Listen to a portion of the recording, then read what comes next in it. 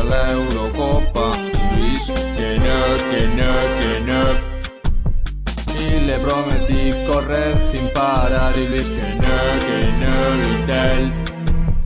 No le valió con mis goles. Él prefiere a Fernando Torres. Yo le prometí que le iba a peinar. Y Luis, que no, Vitel. Sí, bueno, ¿no? Me da todo igual, ¿no? Igual soy un crack. Sí, yo creo que Raúl es un crack y duele verlo en el sofá, ¿no? Le cambiaba las camisetas al vecino, cantaba el himno, abrazaba a mi perrito. Aunque Luis me diga vete,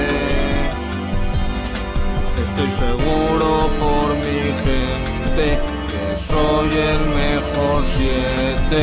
Le prometí dar pases de gol y Luis, que no. Le dije que el chándal le iba a limpiar y Luis, que no, Vitel.